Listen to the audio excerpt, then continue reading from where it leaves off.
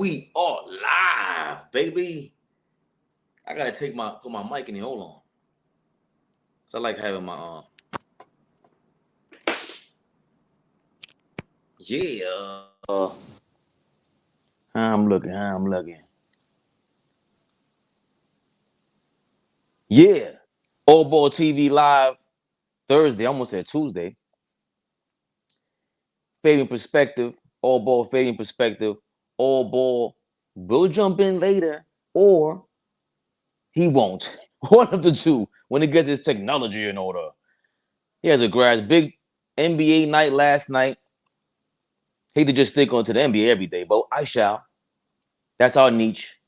Big Turbo in the building. What's going on? Hey, by the way, we're doing this early today. Guest in the building immediately. I love to talk to you for an hour and a half by myself, but I hate talking to myself. I do it enough as is.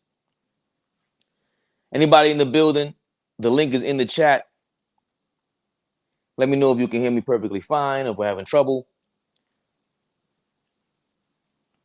First things first. Papa. Peace on, honeys, dummies, Playboy bunnies. We had a good night as a Knicks fan, of course, but we ain't going to start there. I'm not starting there. I'm starting with the all ball. The Clippers beat down the Lakers. Hold on. I don't even like this. Where's my classic? Come on, man. Classic. Clippers beat down the Lakers.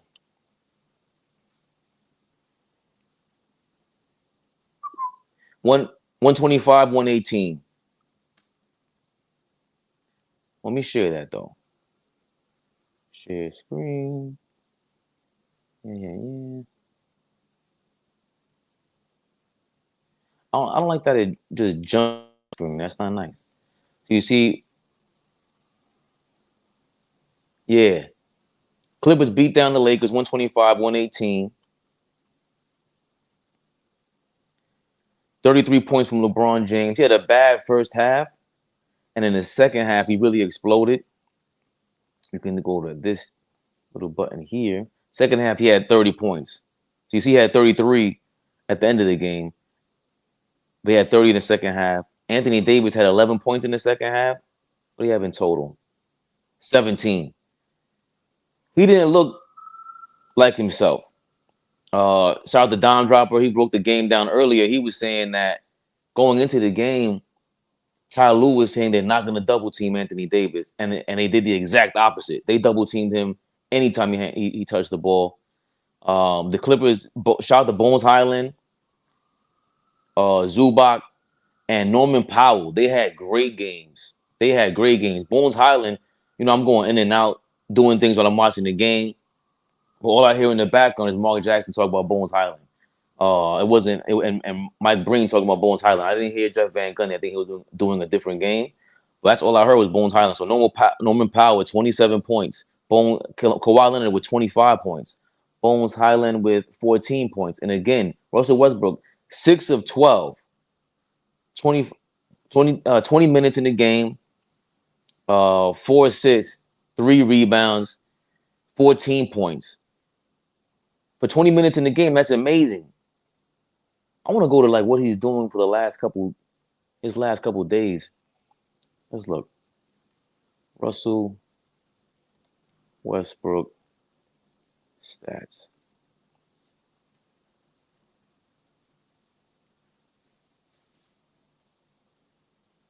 I want to see what he's been doing since he's been on the Clippers. This screen is like really dancing around. Nobody asked you to do that.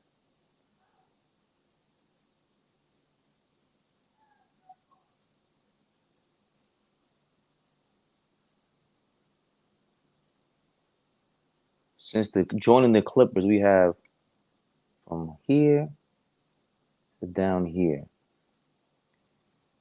15 points per game, 1 steal, 7 assists, 4.7 rebounds. But the key, of course, is 48% from the field.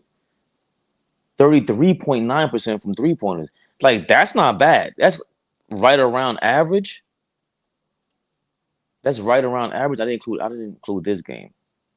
So that brings it to 48%, 33%. So yeah, he's right around 33% shooting for the year with the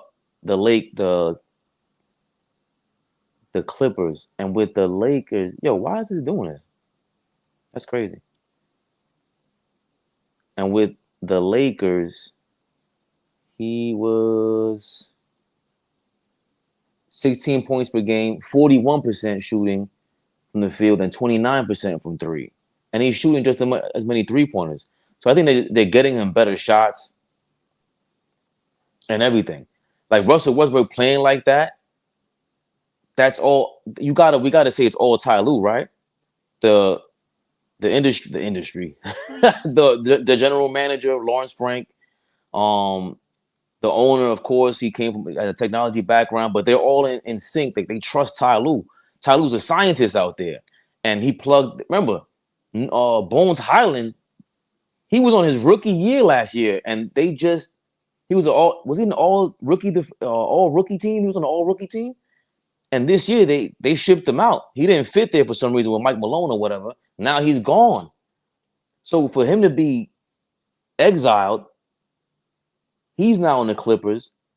He's going to be a weapon for them. If they can utilize him, well, they should be able to utilize him because Ty Lue, he's just great at changing gears with everybody. Again, yo, the link is in the chat, fellas, ladies and gents. The link is in the chat. If you want to jump in there, jump in here. We're talking Clippers, Lakers right now. The Clippers just look great. They demolished them from the first half on, and in the fourth quarter, they really put it away. I saw somebody tweet, shout out to JP from LA. He was saying that he felt like the Lakers teammates, they were doing all right with LeBron in the game in the first half. And all of a sudden, when he turned it on, everybody kind of fell back. So it's kind of weird to me to see Turbo in the building. Yes, sir. Did you get to watch the Laker game? Yo, my freaking whatchamacallit was bug. My freaking app, ESPN app thing be bugging out. I can go in. And it'll click on. It'll go to the game right away, and then it'll just be because I only got Fire Stick. I don't have regular cable. If I was at my other crib, I would have been able to watch it on regular cable. But it's funny you say that because I have trouble with. I think I just hooked up this new mouse, and I think that's what's wrong with this. It keeps shaking the screen, and also I have for cable, I'm using RCN. I might change to Verizon or Spectrum. Don't tell my wife; she's gonna kill me. But they use the internet, so I'm online all the time, so I'm always lagging behind. Yeah. But at least with the cable box, that's still through the wire. I know it's not like analog like before, back in the day, but yeah. So you didn't get to catch the game at all? Heck no, because I was like, yo, I want to watch. I was like, okay, because it was good earlier that afternoon. I was like, damn, I really want to watch this game. So I kept on like going back and forth. Like I kept on seeing like how like they show like the highlights, like, the score. No, they'll show the score, but they won't show them playing. They use that. You know how like they use the like the playbook, like how they run in plays and stuff. You can see it like that. That's how I was. Oh no, that's yeah. The I forgot. That's how we should. You know what's funny? We should start doing that when we go live and watch games, because you can't show the game on YouTube. No. Yeah, I know. You get flagged for that. So yeah. But if we show that at least in the background while we're talking, at least people will see. How and running plays, it'd be green and red, and like how they run their plays and like who's setting the ball, like that kind. It was like that, like a video game kind of like vibe. Nah, that's dope. That's so on ESPN. Huh? Yeah, like when you can't really like see the game, they'll show you the score and they'll show you like how they run in the plays and stuff like that. Without the play. It was kind of what's so funny? I was on you because I stay on YouTube, and I was going back to like all the classic basketball games. There's so many. I was like, yo, I never even heard of these basketball games. Like, I'm about to be 40, so the very first basketball game I knew was Double Dribble because I played it on Nintendo. But there was other games, of course, Magic versus Bird. I knew. And stuff like that. They was just showing the evolution of all the basketball games. Wow, okay. Send me that. Yo, send that. Put it in the chat, man. If you can. I gotta find it. I gotta go back into it. I gotta go back into Yeah. it. Do your all you gotta do is go through your history and then send it in there. But look, I was going over Russell Westbrook. Yeah. Like you can see the difference. Like some a player like that. I remember Bones Highland is another player that they threw out from Denver basically. And his second year, he didn't even complete his second season. At the trade deadline, he was gone. Obviously, there's some friction with Mike Malone and everything. Yeah. But come on, like we gotta give props. And look, shout out to Dom Dropper. He's a big time Clippers fan. Obviously, watches the Clippers, follows the Clippers. They were all at one point talking about Ty Lue like he was Thibodeau. I'm like, bro, it can't be that bad. Like you got your main two guys out of a starting lineup. He's gone. They're gone. Yeah. Like, what do you? I mean, don't you think that this is proof that Ty Lue, this is proof of like, yeah. Well, we forgot he is a championship coach. He ain't just ride LeBron's coattails. That's what most people be thinking that he ride, but he was hard on LeBron. He told LeBron to shut the what up. Right. He wasn't afraid to step it up. Mm-hmm. That's what I'm saying.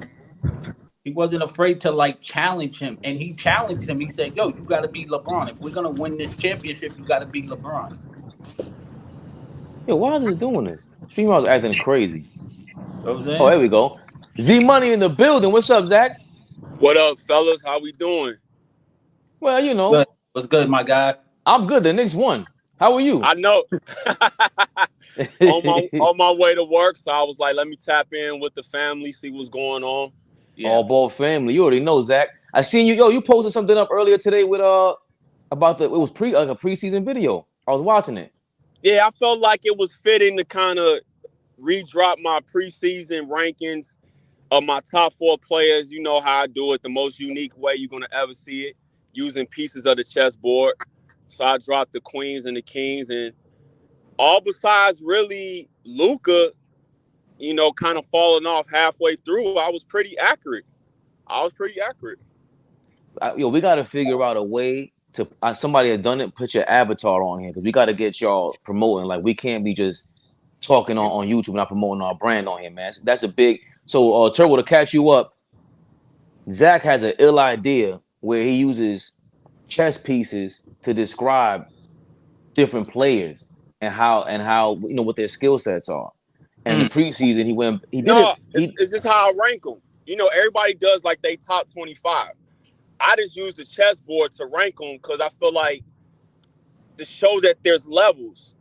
And just because you're in a certain tier doesn't mean like, oh, you're not that good or, somebody's hating. It just shows you it's different levels. So we go from the pawns to the knights to the bishops to the rooks to the queens and to the kings. That's how I do it. How do you feel? Both of you guys can answer this. Zach first. He's on the road.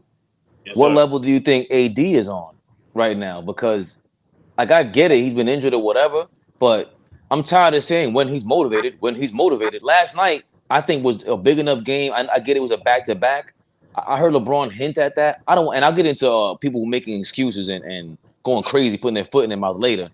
But LeBron saying that. Don't you think it's like, bro, don't make a built-in excuse for yourself and your teammates, unless I'm mistaken. What level do you think AD is on, and is that a mistake to even have an excuse like that, or is it an excuse? I don't use it as an excuse because that's what makes my list kind of different, except for like the top positions, which would be like your rooks, all the way to your queen and kings, because you got four rooks on the board, so you're talking about the last top positions.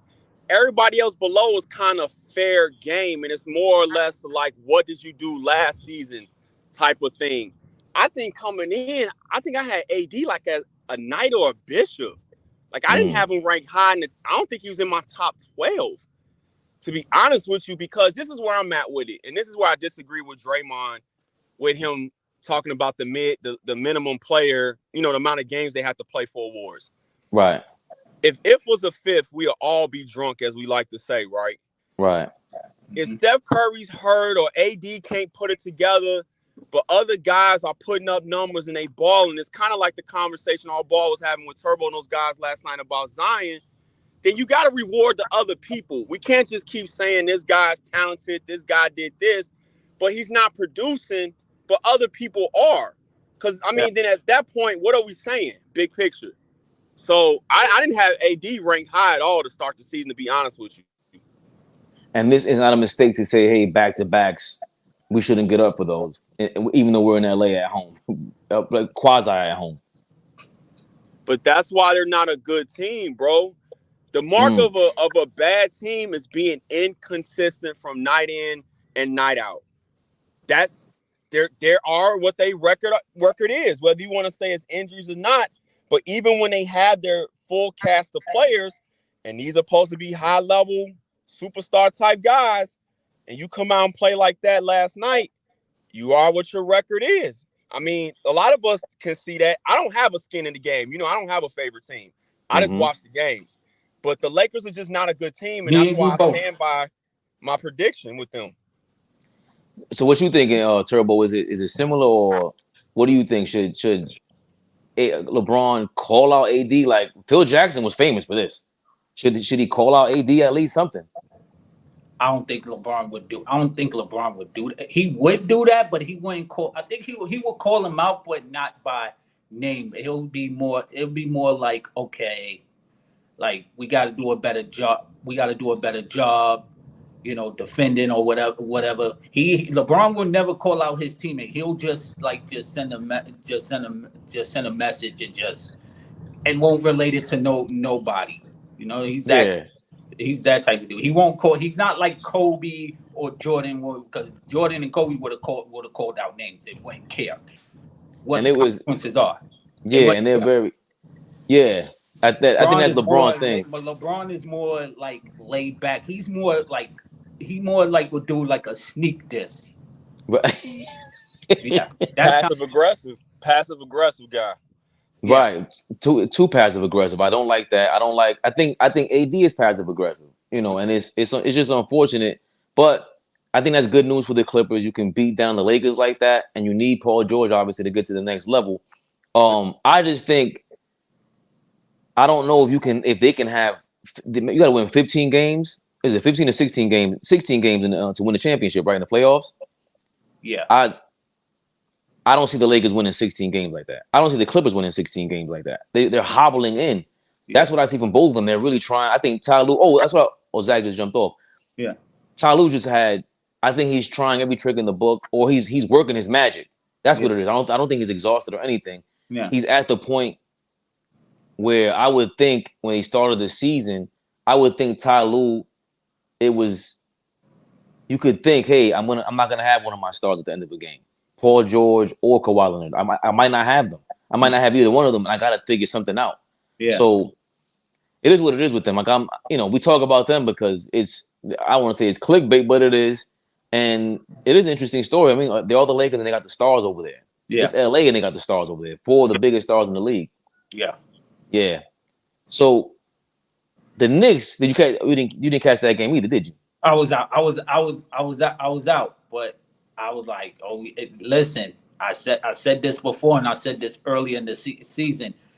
Should it still get done? I said this.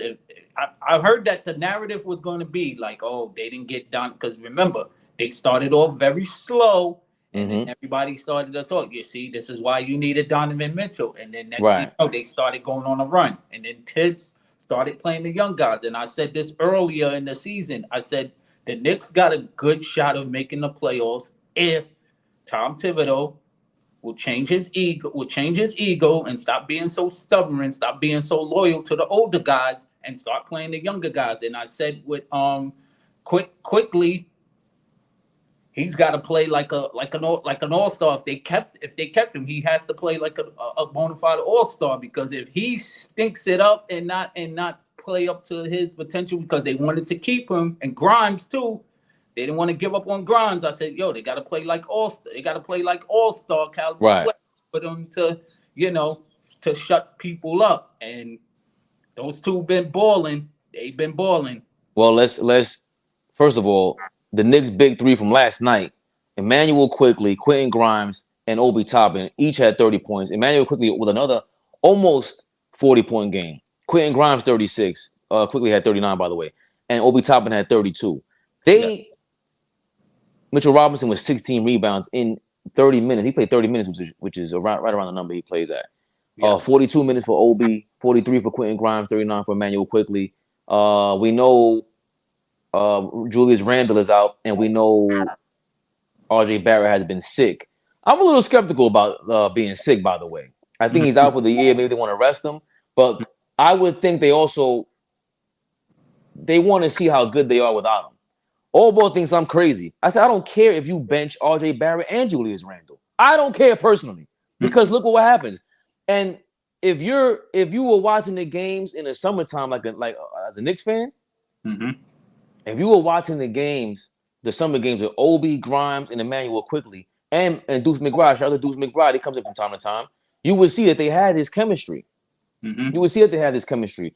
That was when we said played the kids, that's what we're talking about because RJ Barrett, we thought he fit that mold, but he's too inconsistent and he's too, I don't know if he's as athletic. He's hot and cold. It's like, okay, this is why we got you as the number 3 pick. Sometimes he plays like a number 3 pick, and sometimes he plays like a second rounder. Right. Now and like he plays, it's like a game of musical. It's like a comedy. It's like a comedy telling good jokes and bad jokes. You know what I'm saying? But I don't think it's funny. Like, no, but you know what I. No, I'm saying it was a good analogy, but it's like a comedian up there using that as an analogy. Yeah, 1,000%. But I'm saying it's like I'm sitting up there. I'm like, I'm not laughing, bro. Yeah, like you gotta be. With the thing with RJ Barrett is, bro, I don't care about third pick none of that anymore. I don't use that as a. I'm just saying, but.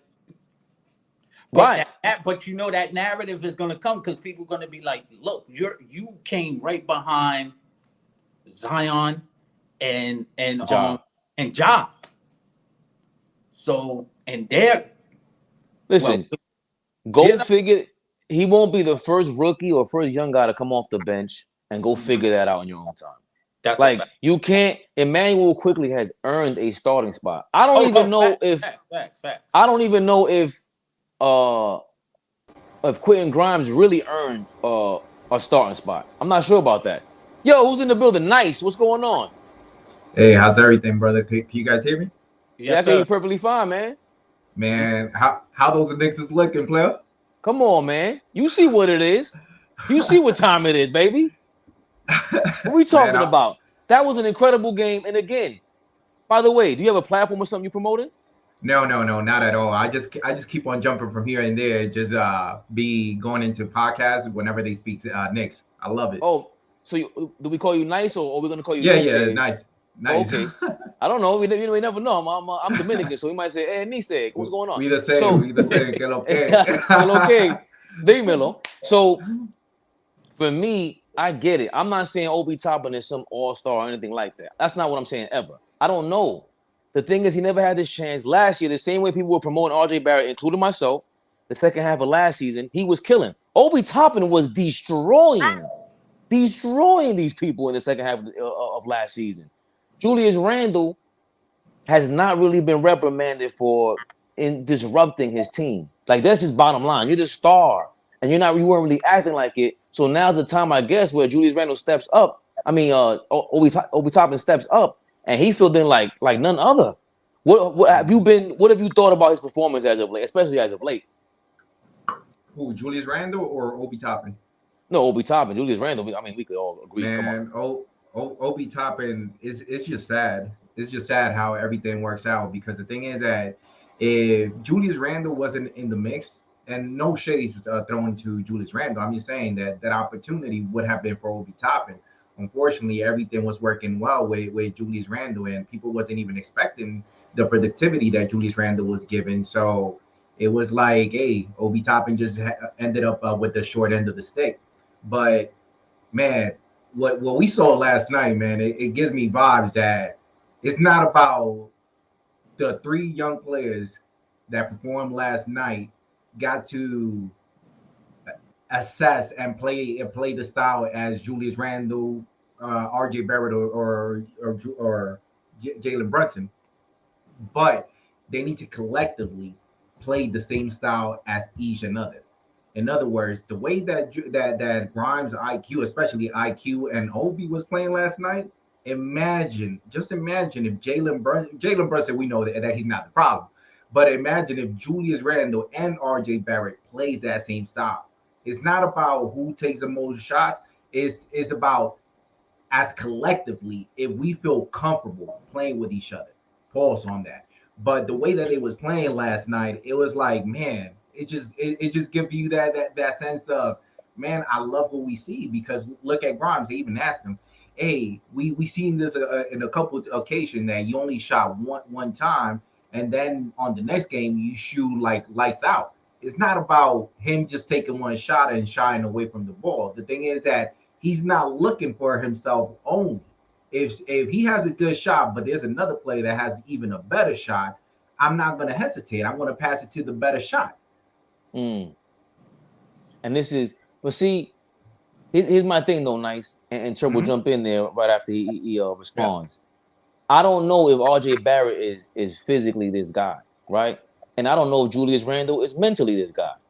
You know what I mean? Because physically, Julius Randle to me, and I always told Allball this, he'll be in later if he could.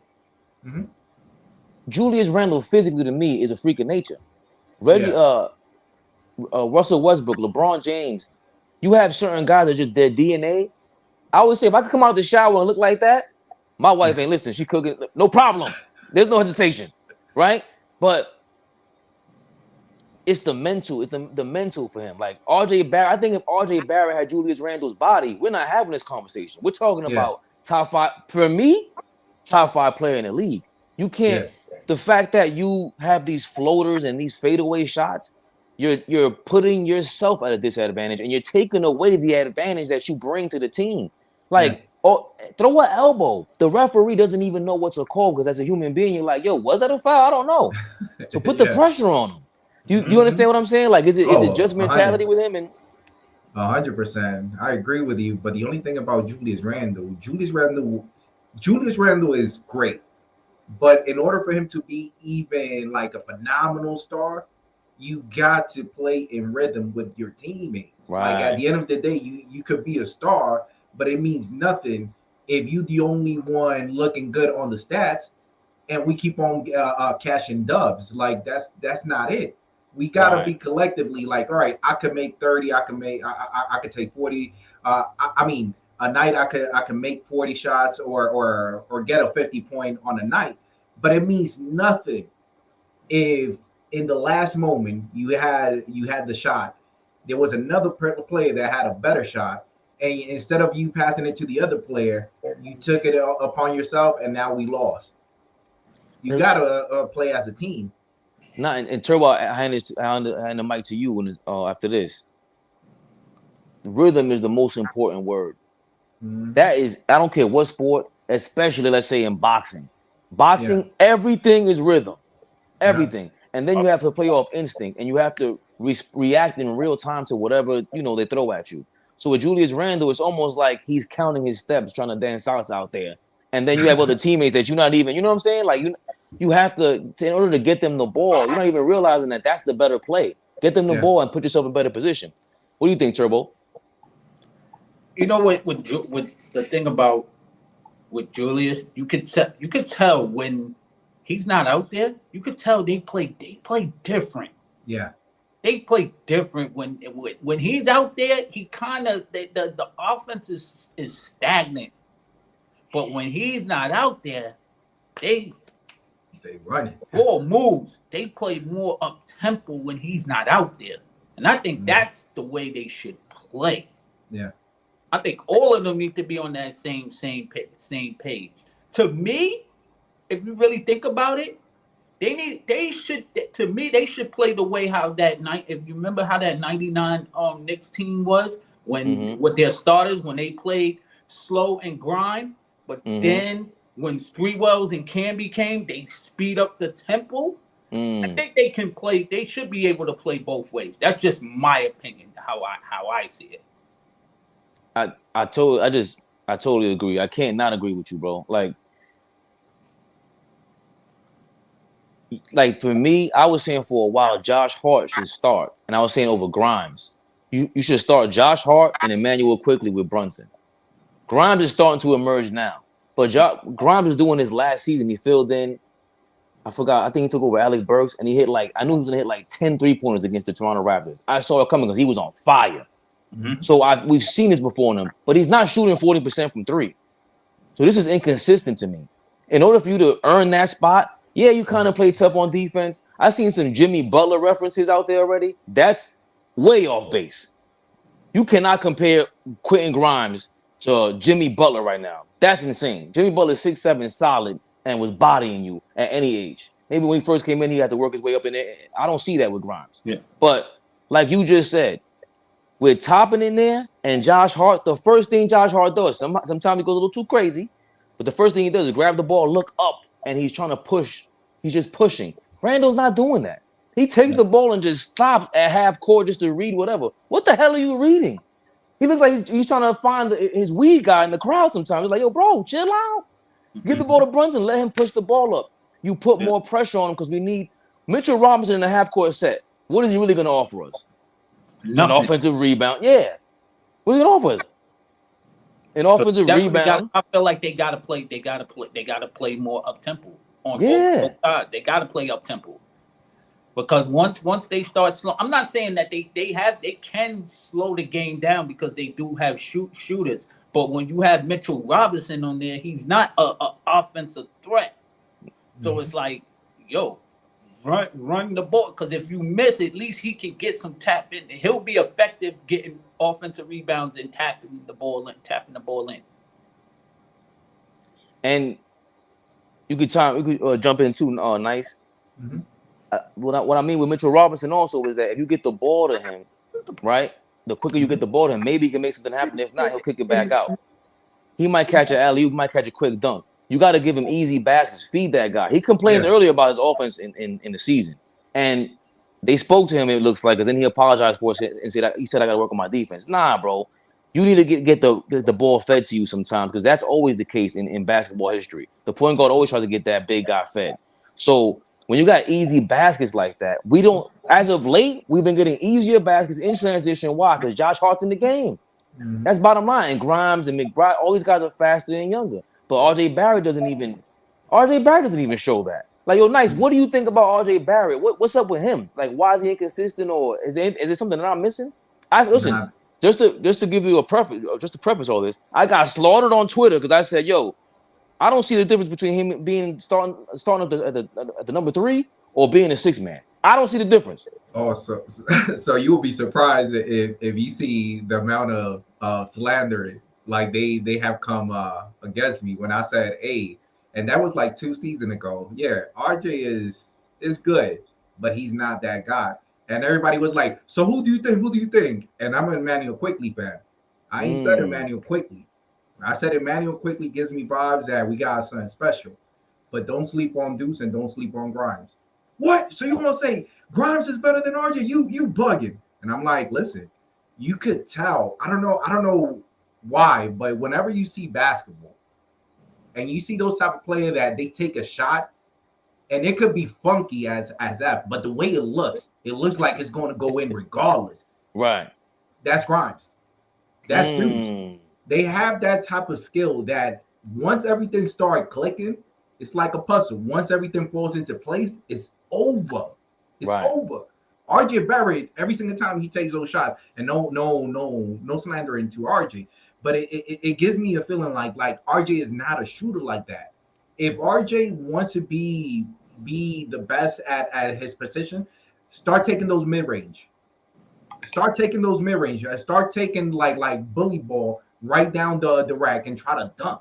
And I know he doesn't have the lead, but he has that body. Pause. Right. So people's gonna respect that if they see somebody like Hero. If Hero sees RJ Barrett running down the paint, he's gonna think about it twice. Either you're gonna stay there and get that contact, but it's gonna be like, man, it might knock me out. But let me just let this dog just get right through, man, because I don't want to get hit. It's funny you mentioned Tyler Hero, because anytime they play Miami, he gets up for it. Yeah. Anytime they play, if you notice, San Antonio, he gets up for it. Why? Because Tyler Hero's in his draft. Keldon Johnson was drafted 26 to 27.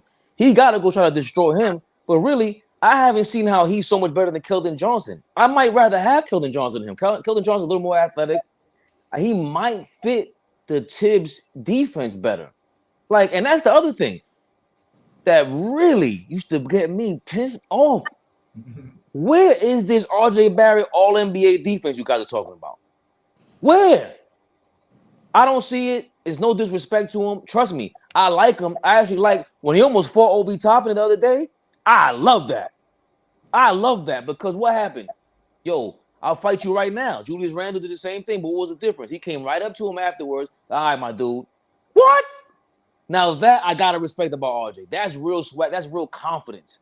Remember, there's a meme when he turns around and he talks to the crowd, somebody in the crowd's yelling at him, and he goes, "Remember, you came to watch me. Ain't the opposite." Oh, I love that. I love that. Come on now. So with RJ, I think what people see is, and what I'm noticing is, a lot of men especially are groupies, and they get groupied out over dudes, and you see it in New York, and they fall in love with these players, and it's like, bro, I get it. He has potential. I see some stardom and some charisma, but he ain't it like you said. And I did think he could be it nice. And I will say this, though. We've been slandering him enough.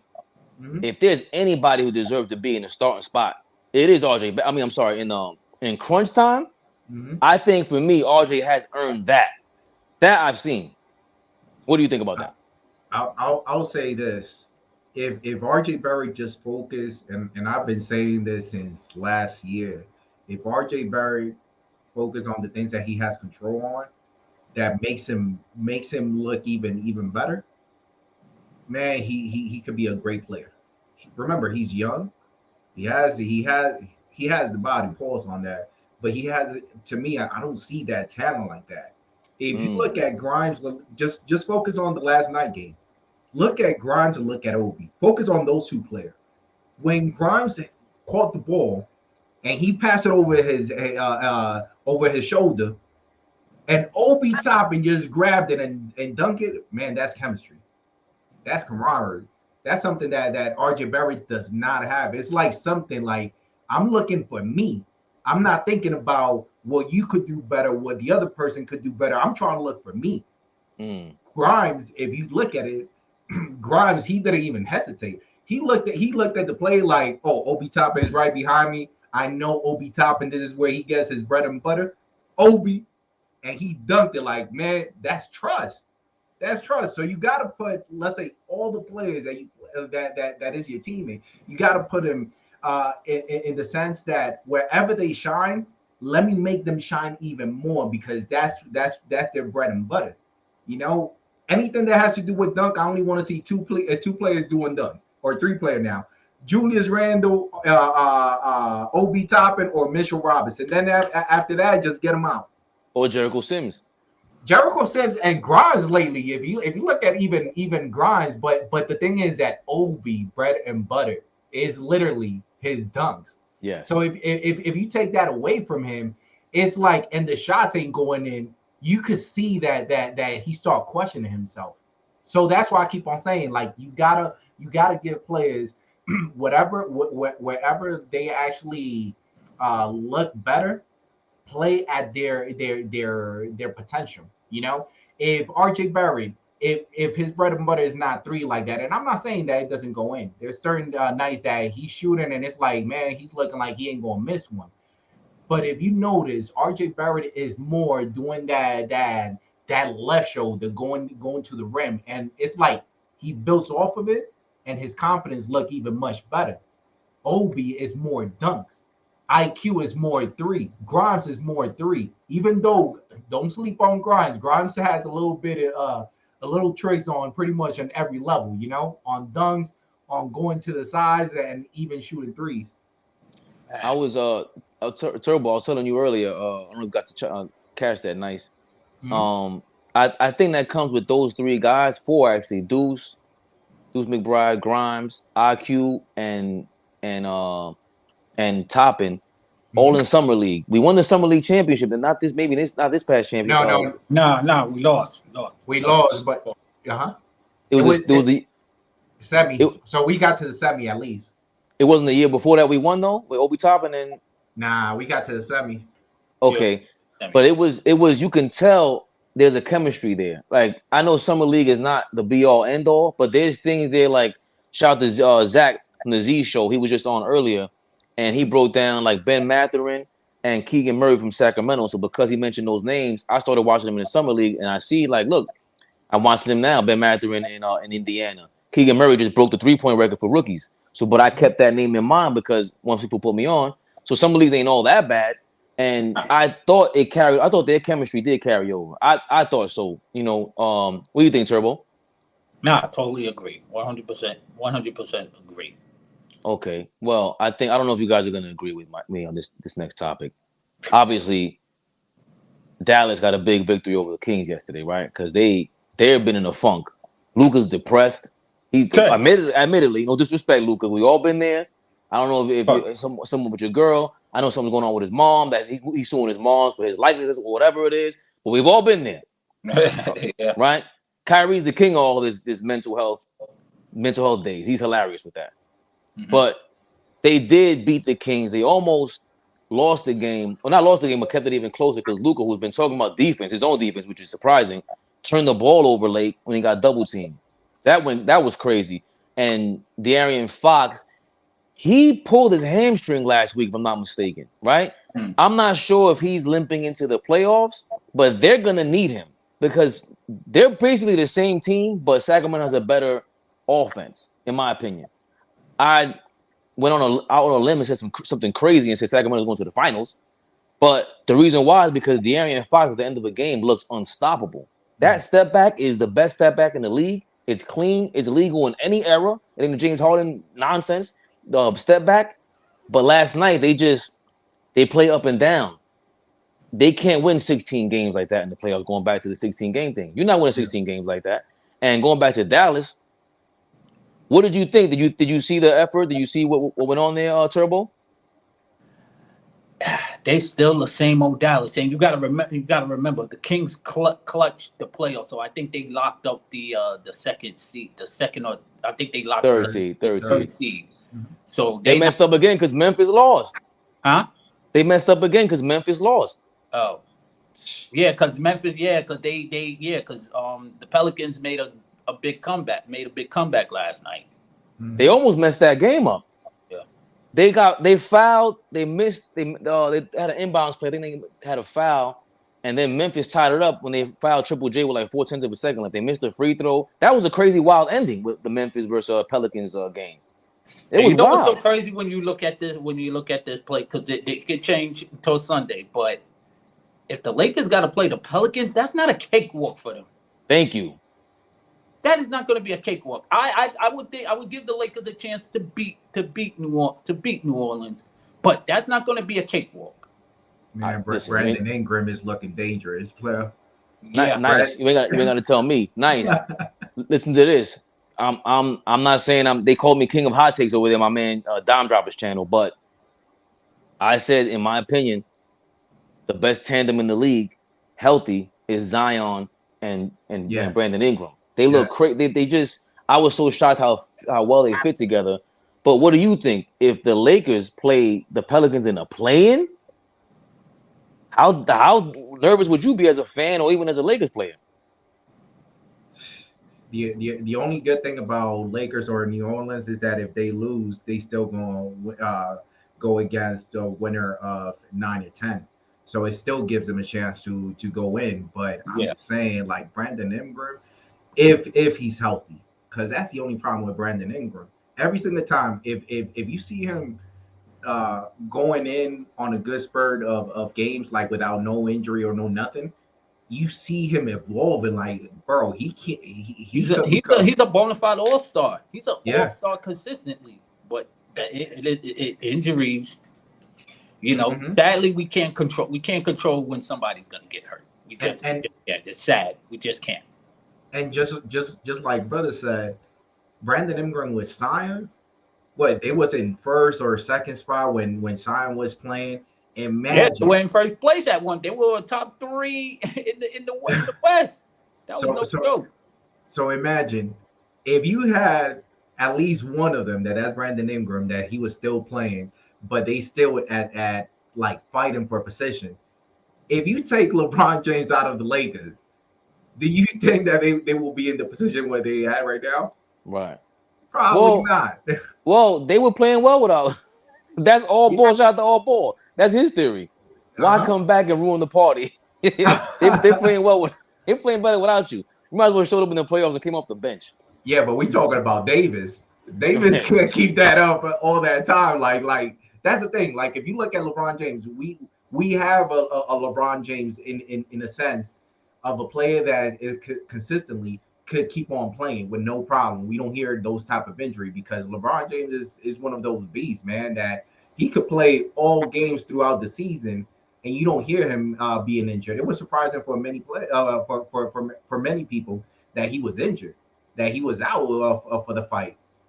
Like Julius Randle is another one. So man, I just love everything the way it looks, but I'm just saying, like, if LeBron James wasn't there, Davis wouldn't keep up. Like if it was around, I'm telling you, people would be like, hey, yeah, but it's LeBron James. He's a big boy, man. He'll keep up. But Davis is like one of those players like Bishop Robinson. Just a little tweak. Oh man, no. It's like you praying. He tried to get out. I think it wasn't against the Jazz. Was it the Bulls? It was a game. He tweaked his ankle. I think it was the Jazz. And he like sat on the bench. He walked around for a little bit, and it looked like LeBron told him like, "Yo, man, ain't nothing wrong with you, man. Get in the game. Like it ain't nothing but a little ankle sprain." And but yeah, go back to Dallas. I don't think anybody in the West is really prepared to go win 16 games. Only maybe the Nuggets and Memphis, in my opinion. I don't care if Golden State is healthy. I don't care if they add Wiggins and whoever else. Like you still have to, you still got to win 16 games. The Lakers, I just can't see them doing all that. The Dallas Mavericks, I definitely can't see them doing all that. And they have a snitch as an owner. Mark Cuban, of all people. Not only. I couldn't wait to get into this topic. My God. I was waiting to get to this topic. I talked about that last night, but that's a whole nother story. Because I read the story last night. Not only did you mess up your franchise so many times, like he's really gotten lucky with this Dirk thing. You went to the finals twice. You let Steve Nash go, and he was saying that he let the game pass him by, or the rule changed with the how you say the hand checking. So you were supposed to sign him, but Jerry Colangelo was the owner of the Phoenix Suns, and he was also the leader of the committee for rule changes. So the president of the Phoenix Suns knew, hey, this point guard benefits the most out of hand checking being around, and he's about to be a free agent. I'm gonna go get him. And the smarty pants himself, Mark Cuban, let him go. Fast forward almost 20 years later, you let Jalen Brunson go after reaching the Western Conference Finals, and all because he's saying, "quote I think he loves J Kidd, by the way, so he got a lot of love for Jason Kidd, but the game changed in ways we didn't expect it to change, so I blew it." He's taking accountability here, right? It was on me personally because the game changed in terms of the take fouls and the speed of the game and where you need to be defensively. We just didn't make the right changes that we needed to. Okay. And I'll pass the mic to you guys after this. But this is where he went crazy. He went crazy on Brunson's father by saying we didn't know what number to bid, basically, like what number to shell out and put on the table for Brunson. The guy did not want to stay. His dad did not want him to stay.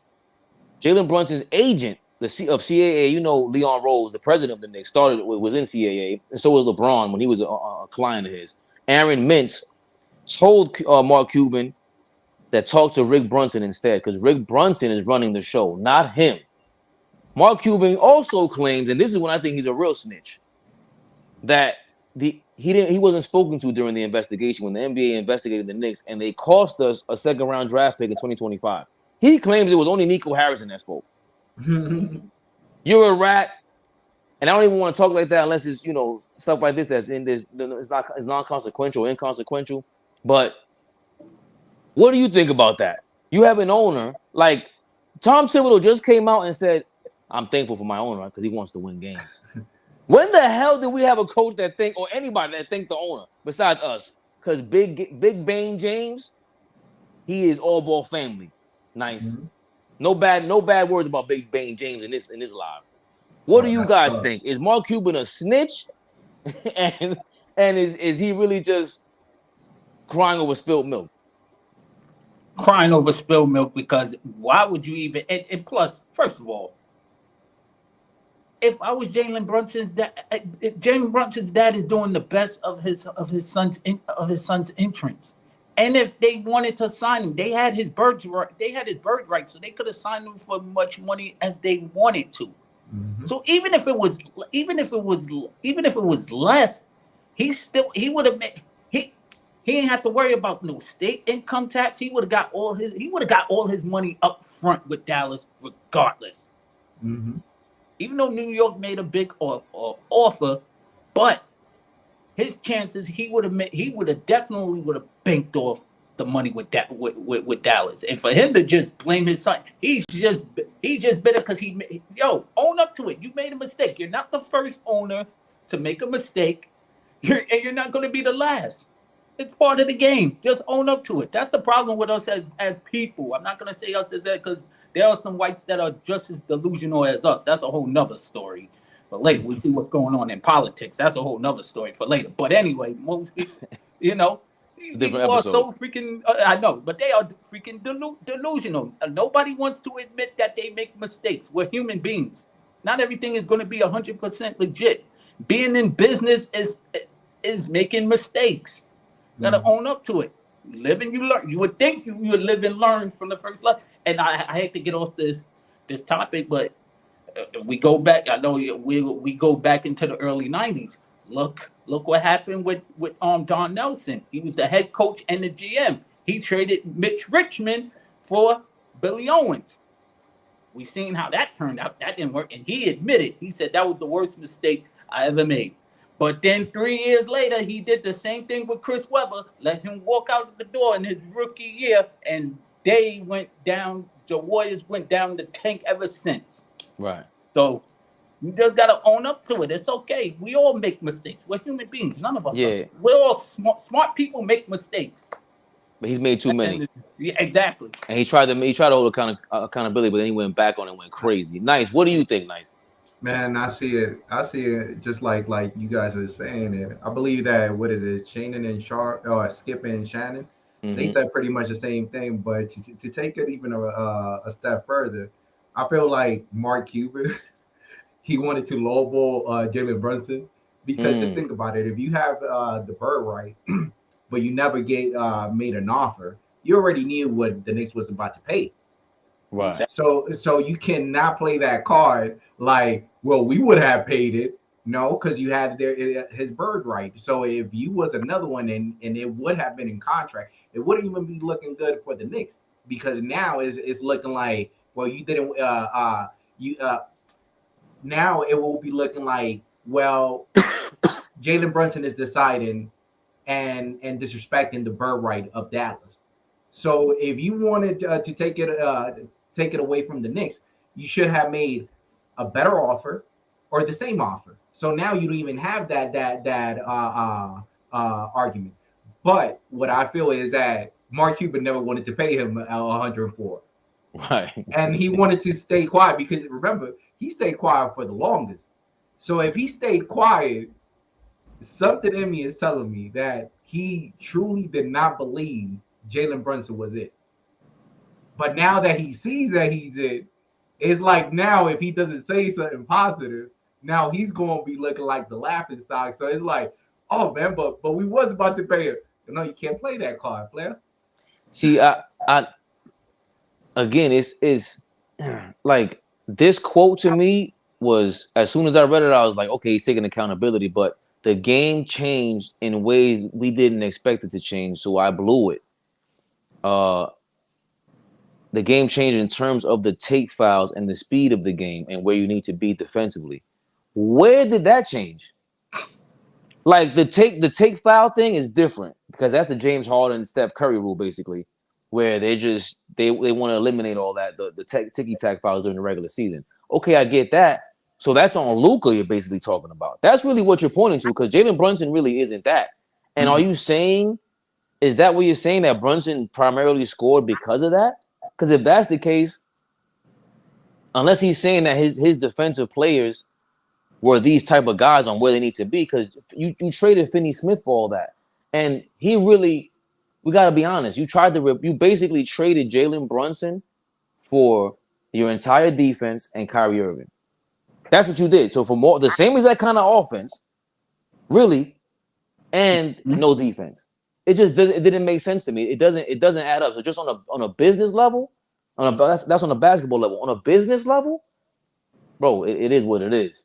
His fault. This ain't the first time that people have been tampering, and the way that we got caught up with the tampering thing. Like his father's over here. Of course they're talking. Who? I mean, now I hope that that's not the case where he's saying that Aaron Mintz is Jalen Brunson's agent and he told you something in confidence, and now you're telling the whole world what he told you. Now you're trying to drive a wedge between that family, because I've been calling them La Costa Nostra for 2 years now. They're a mafia. They get busy like a mafia. Well, you can see somebody hating right now. He doesn't like that. He wants to be the big bad wolf. He got lucky with Luka Doncic, and he got lucky with Dirk Nowitzki. But at the end of the day, I don't know if Luka's gonna beat Dirk. I don't know that, because Dirk led them to 50 win seasons than a mother lover, and Luka's a big time whiner. And don't get me wrong, it did take Dirk some time. Like we're talking about a finesse dude in the spotlight. In the championship, he kind of faltered. In the against the Golden State Warriors, speaking of the Warriors, he faltered. But dog, you let Donnie Nelson Jr. retire on you, and Rick Carlisle walked to the Indiana Pacers, all because they looked at Luka Doncic like a crybaby themselves. No way you can give the reins to a player like this.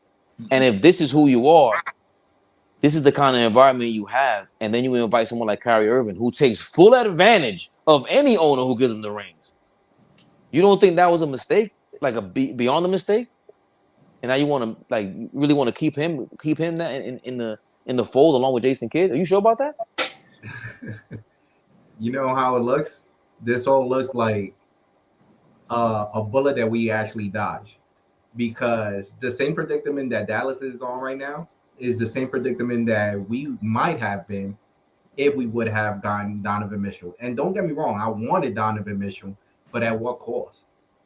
Because whenever you're talking about one player for a 3 or 4, and just think about it, Quickly is not looking like a role player no more. Grant is not looking like a role player.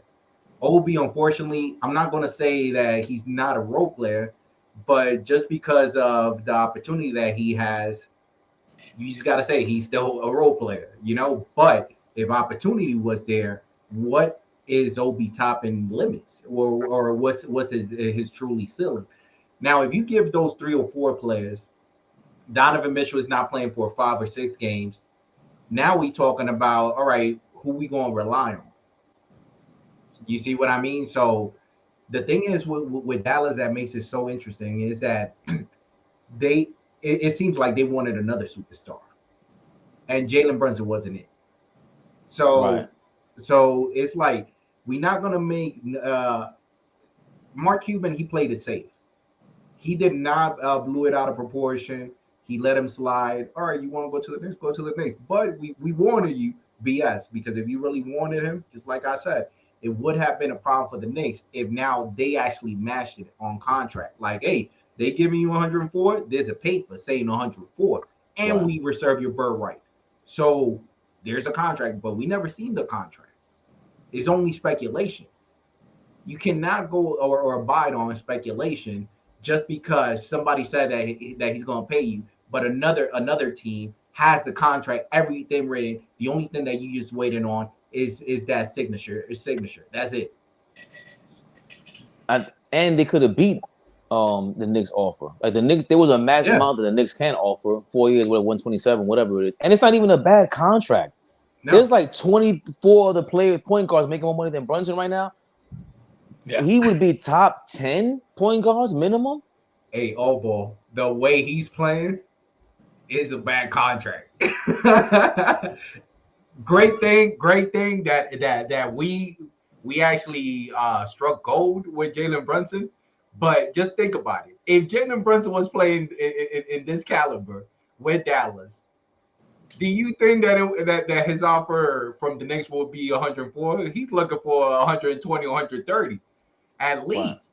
Wow. So that's a good thing that we only saw a glimpse of him on the playoff, and we went based on that. You know something, we like what we saw in the playoffs, so we paying you. I think they knew what they had. I think hiring Rick Brunson, the writing's on the wall. Like, Yeah. it just is. It is what it is. It's like that. He's crying about that. I am pleasantly surprised of how Brunson carries himself, like, off the court. For him to lead us the way he's leading, I didn't know he was going to be that much of a leader. Like, I didn't see that coming. I didn't hear about that. I didn't hear he was a bad guy. I heard nothing but good things. I read nothing but good things about Brunson. But at the same time, for him to carry himself like that and really lead this team, I'm concerned about him. First of all, because he takes a lot of charges. He gets hit in the mouth a lot. He would just throw his elbow at him when he's taking charges. But he's putting himself in harm's way. He's doing those little things that, you know, as a fan, and I'm sure as a teammate, you're gonna have nothing but get no choice but to get excited over. So, you know, he's like I don't understand what Mark Cuban is talking about. There was no need to have that interview.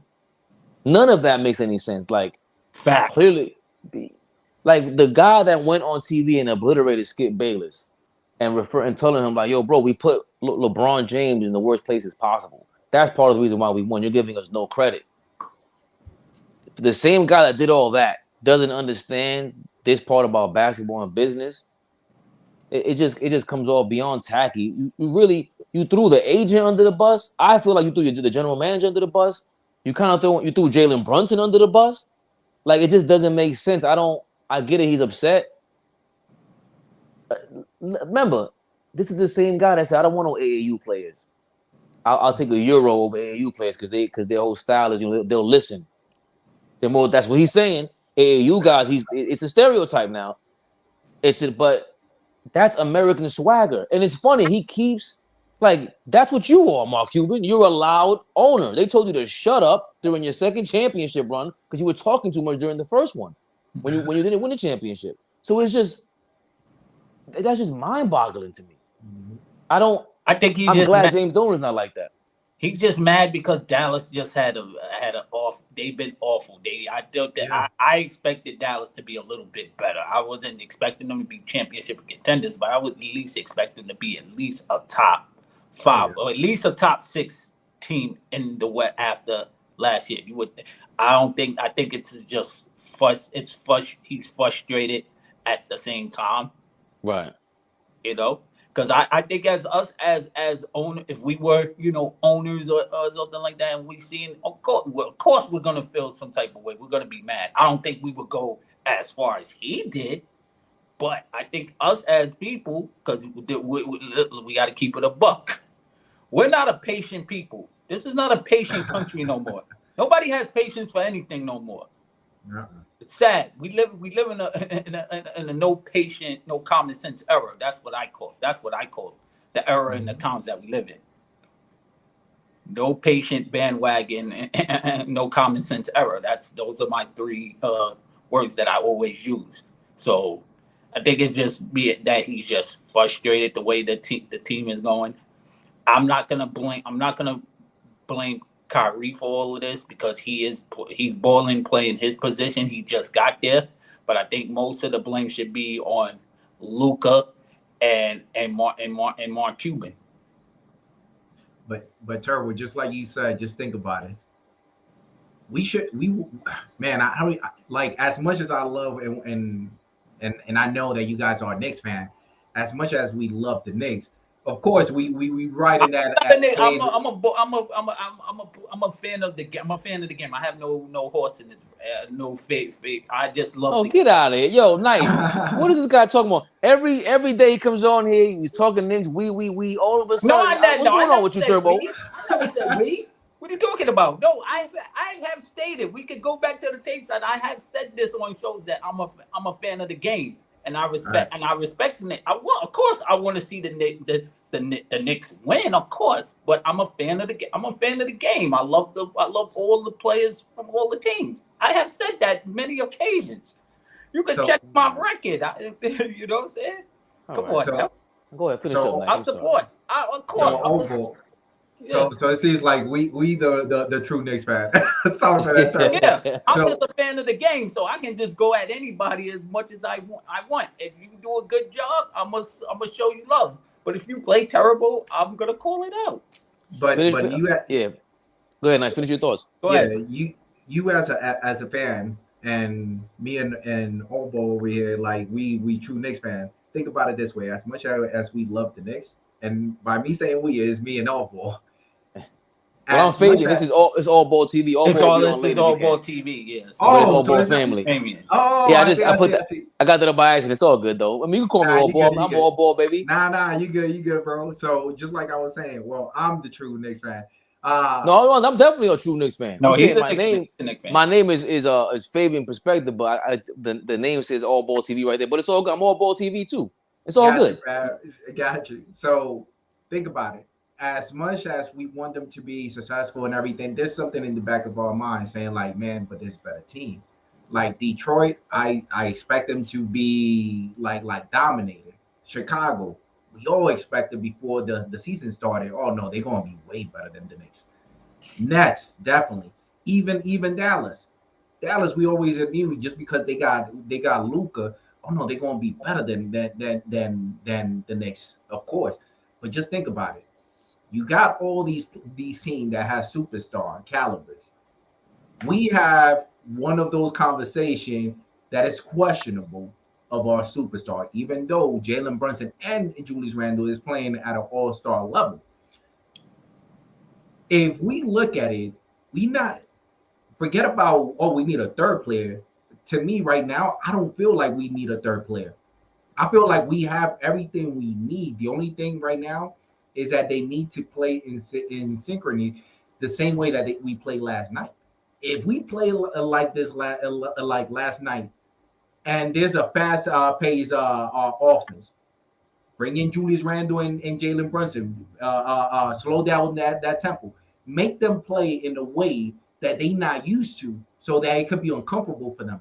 If there's a slow pace team, put IQ Grimes and Obi, fast pace that game, so that it could catch them off rhythm.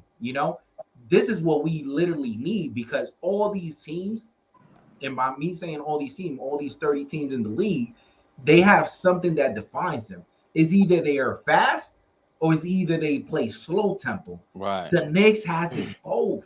Right. Said And that they earlier don't. with the '99 Knicks team. I said the same thing. They need to Right. play that same way how that '99 Knicks team played. When you had the grind out style between Patrick and LJ, but then when Camby and Spreewells came and Charlie Ward and not Charlie Chris Child started coming off the bench, that's when they started just beat. That's why Miami couldn't beat them, because they were playing both style. They were just playing both ways. But you know it's funny you say that, because last year I was saying, yo, throw more Julius Randle at the 5, especially when they had, I think Vucevic is Vucevic on Chicago, right? The center. Yeah. Mhm. I think he sat down. He was sitting that game and Julius Randle went crazy. He threw him at the 5. I think it had Toppin at the 4. It doesn't work, because every time Julius Randle gets the ball, he'll slow it down. He thinks he should be the point guard for some reason. But that's why I was excited about Hartenstein. Like, unlike you, Nice, I had the Knicks in the 6th seed before the season started. I thought our bench was dope when I seen him in the summer leagues, and just off the potential. But the problem is Randle can't pass the ball. Like, Hartenstein is a high IQ guy, but physically he's just not Randle. But he has court vision, and he tries to make the right play all the time, especially with the energy on the ball like that, the way that it is. When he's surrounded by those other guys who already have the chemistry, he fits right in. He doesn't try to break the speed or the tempo that's currently being played on the court. You want to say something else, Turbo? Oh no, it was Nice. I'm sorry, I cut Nice off. You man, you definitely right on that, but I'm just saying that it's going to give a lot of teams problem, because we are still not complete. And when I say not complete, I'm not saying that we need an extra player. I just mean not complete in understanding everybody as a unit. If everybody knows what Obi could do, what Obi cannot do, and put everybody in a better position, I'm telling you, the Knicks is a problem. The Knicks is going to be a problem because just like we mentioned, we gave Miami a problem, but it was basically because if you notice, Miami, they was getting adjusted on the fast-paced tempo. So now they playing their type of momentum, but now it's like I'm playing five miles per hour, even better. But now you bring in the slow crew, and it's like, wait, what the bleep is happening? Like now we need to slow up our tempo, like make up your mind. And they keep on doing that back and forth, back and forth.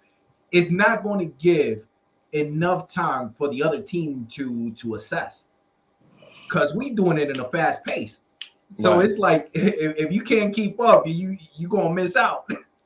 So we got this segment called Rapid Fire. We're doing a little overtime. We're like, but it's all good. A couple minutes, we'll log off. But in the meantime, I wanted to bring up in Rapid Fire. The other day, you just said something earlier. I think we're talking about Mark Cuban, just the public and even Turbo talking about how we are like politically and the way this country is. The whole thing with Caitlin Clark and Angel Reese. Like I gave Angel Reese her props. Big Angel Reese energy. When you win, you do all that. That's great. But we got to turn around and give Caitlin Clark her props. Caitlin I said Clark. that the other night. I came out and said that. Even after the show, I came and defended her because I knew I knew all the freaking people that have no common sense was going to make a big fuss out of it. Because I said this about women's basketball. Like for them to get the support, they got to play with that. I don't mind them playing with that swagger because they need that. The women's basketball needs that. I don't care. Listen, trash talking is part of the game. I kind of miss that with in the NBA today because these guys are so friendly because they grew up playing AAU ball together and their families hang out together, but they don't understand guys have been. We all grew up playing ball and competing against our best friends all the time. We talk trash.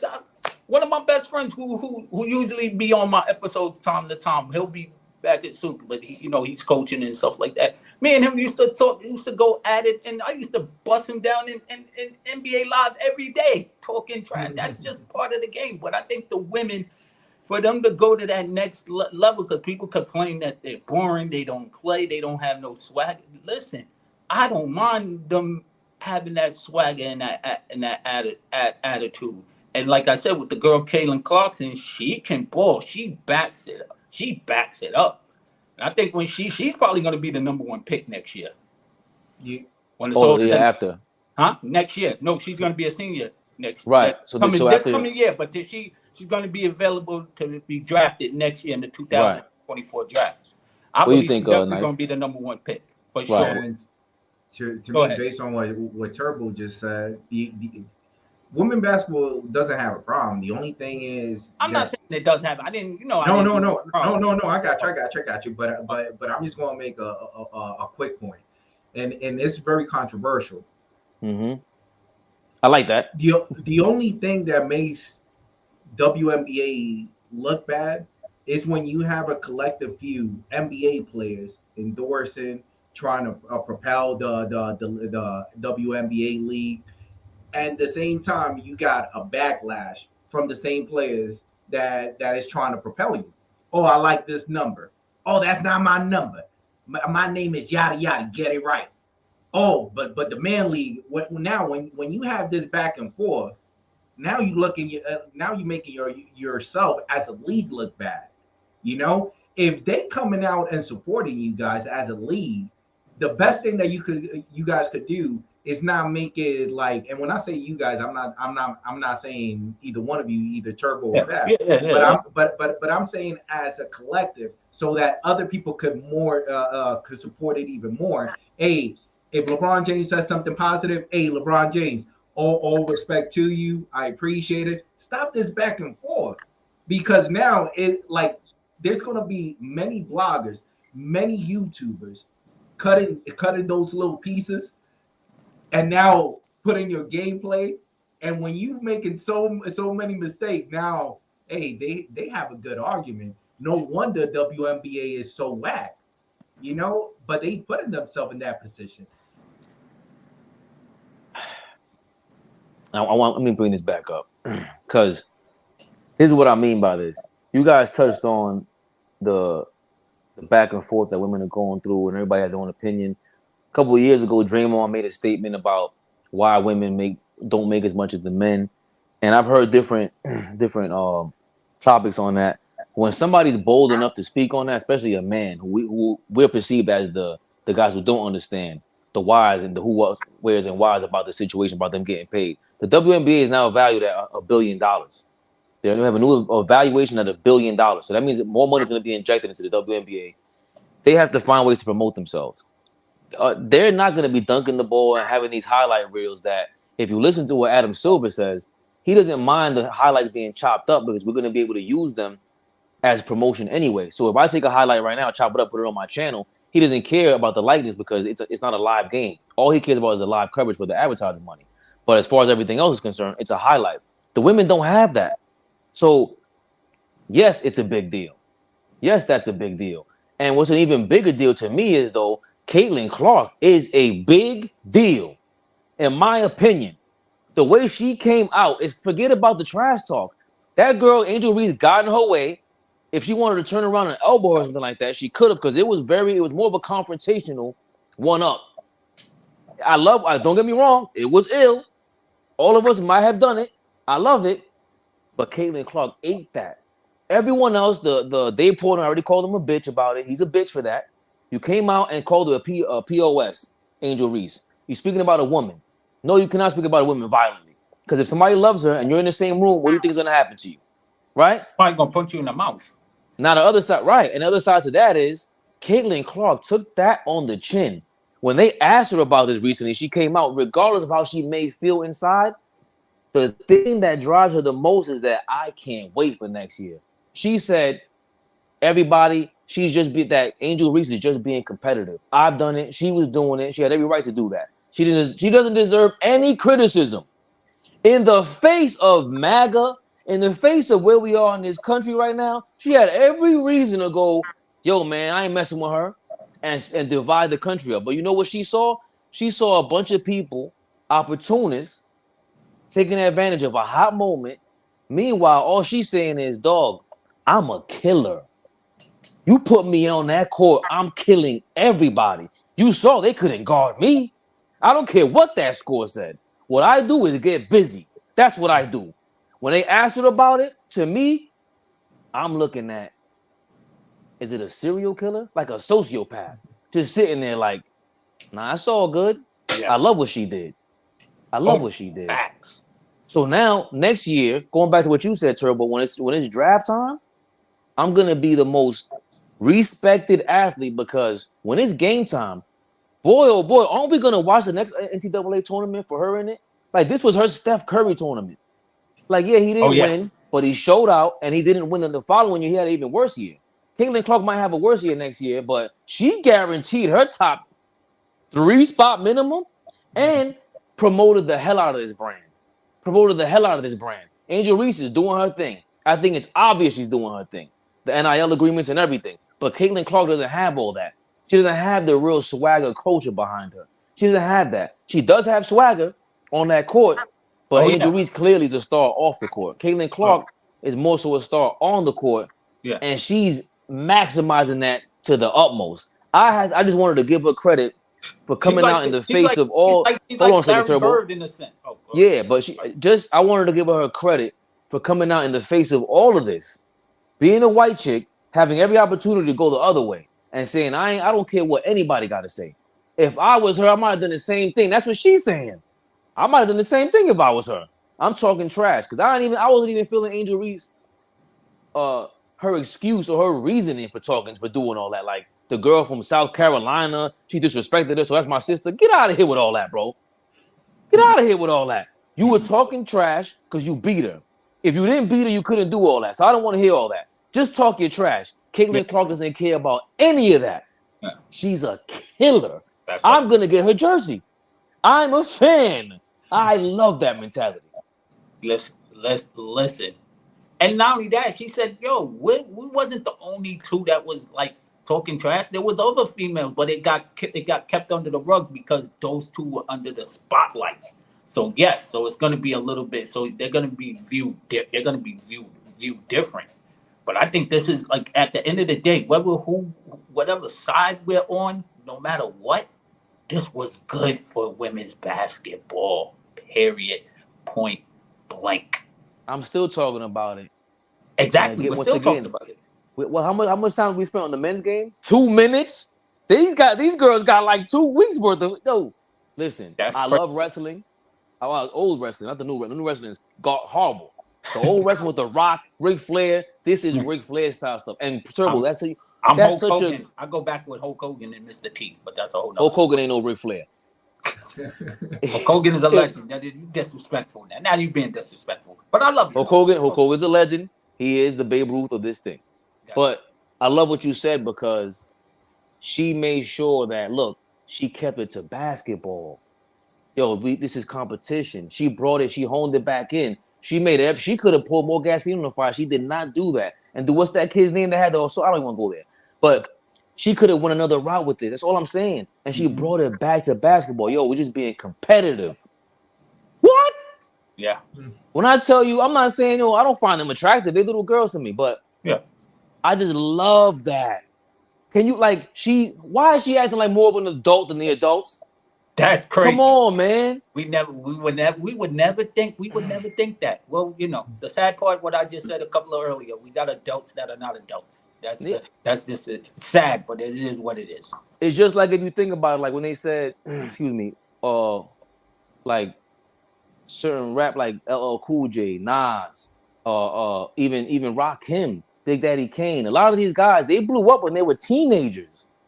Drake was in his early 20s. Imagine somebody just being able to have that much wherewithal, have that much talent, and then hone it in off the court and be like, yo, it's all good, man.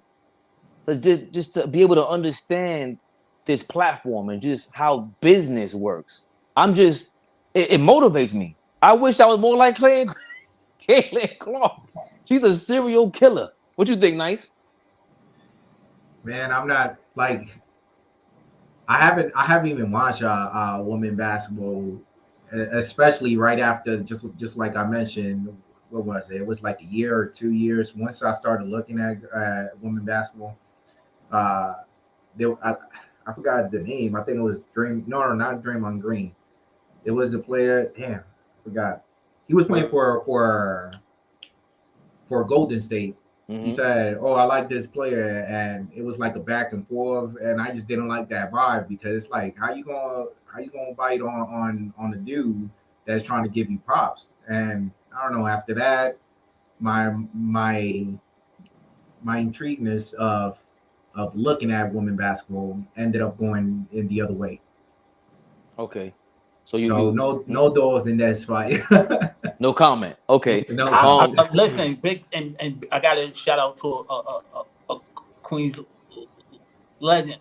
Damn, fuck. The name? I watched her when she grew up, but Tina Charles. I got to give her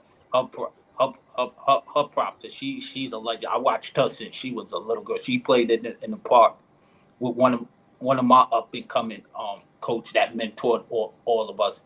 May she rest in peace. So that's when I really at that time I was in my bag watching, because there wasn't too many girls around my way that played ball and took it seriously and took it to that next level. She was one of those girls that were on the come up. So I wanted to give her shine and her props while we was on here. So being that we were saluting the women. And the crazy part is she scored 100 points that week, a couple of days after Kobe scored his 81. That was crazy. So salute to her. I grew up with several girls that could bust my ass in basketball. So I never really had I'm not that big. So, but we got to close this out. Yo, Nice. Turbo, do your promo, man. Oh yeah. Talk with your boy Turbo live on the IG. Turbo 615. That's my IG. You know what I'm saying? I'm getting ready to start making the transition to YouTube. Going to start doing the Talk with your boy live and stuff like that. I just want to get some better, upgrade some equipment and stuff like that before I really move in. So right now I'm just on IG, but I will be making a transition to the YouTube channel, and you know what I'm saying. So you don't need no damn equipment. All you need is not your equipment, phone. but you know, no, but I want to, I want to. Trevor, don't cut me off, Trevor. I'm inspiring you right now. You don't need no damn equipment. Or when I'm telling you, the biggest mistake I made was thinking that. All you need is your phone. That is it. And you Okay. just prepare. You are really good at looking up stats and history. It's preparation and your phone. That's it. That camera, what you're doing right now is perfect. Okay. Soon enough, maybe you might get a green screen or something like that. But you build up a following like that, people start sending you bread because remember, and nice, I hope you enjoyed yourself today. I hope you we were on Tuesday, we were at the Brooklyn Basketball Academy in Brooklyn. Brooklyn Basketball Academy. Shout out to Coach Kyle. Shout out to Coach Gio. They had JJ Redick and Steve Nash's son. They have their kids there. They train there. So we just happened to do that all because we just jump on a live. Like Allball started this because he was in his living room just going on live talking basketball. So if you're on here just offering people a service of just maybe it's stats, maybe it's whatever it is, whatever your point of view is, all you need is that. Don't overthink nothing. Yeah, You'll learn on the fly, like trying to be perfect. Don't get me like I'm a perfectionist. After this, I'm gonna go crazy. I'm gonna see this. I hate the fact that I have this. I'm at the studio. I can't get my microphone. The mic is everything. The sound is really everything. Mm-hmm. So, but you need practice in how to start, how to just press the record button and just talk your shit. You're right. No, you're That's right. all you need. Everybody needs that. I still get nervous. At the beginning of this, I'm glad you jumped on because I was like, oh shit, I could talk to somebody. Because if nobody's on here, this shit is mad awkward. I'm not gonna just sit in the camera like, hey, so that shit is annoying. So just get going. Yeah. You do it all the time anyway. Yeah. I'm sorry, but I have to. I'll jump right on top of you and say, I'm gonna get my stuff together. Nah, fuck that, Turbo. You're online all the time. All you need is your paperwork, how to really do a formula, and what you really want to talk about every day. All it takes is 10, 15 minutes. Like, what do I want to talk about? Maybe it is maybe you write your own articles and you can read that out loud. That's all. These motherfuckers are getting rich off of that with some little music in the background. You could download off YouTube for free, and they let you license it because they have people that license their music to YouTube. So you take that shit, download it, put it in the background while you talk your shit. Put lo-fi music. Nice. I hope you had fun. This is your first time I spoke to you. Yeah, for sure. Thank you. We're usually on. Do you have anything to promote? No, not at all. Just like I said, any single time let's say there's any podcast talking about the Knicks, I just love to have the conversation, just like you said, Fab. It's one of those things that you have great points. Turbo has great points, and I can even have great points. But it's not about the great points personally, but the great points that we all sharing, where it makes me even think a little bit even further on. Oh man, I missed that. I missed what Turbo just said. I might just want to rewatch it again. And the same thing to you, Fab. So I really appreciate just the combo, and I take more from it than anything else. Right, that's all we want. So Monday, Thursdays, and Fridays we're usually live 2 to 3 p.m. And Tuesdays we have Nick Talks Tuesday. You're gonna love that. Nice. Turbo usually joins. He always joins us, chimes in. He adds on things that, like you said, we may have missed on. But Tuesdays is usually 12 to 1 o'clock. And then Monday, Thursdays, and Fridays, we're usually live 2 to 3 p.m. AllBallTV live on Fabian PerspecTV. We got another episode in the books tomorrow, Friday, 2 to 3 p.m. again. Allball will be back. Yes, sir. Have a good one, fellas. Yes, sir. Salute, guys.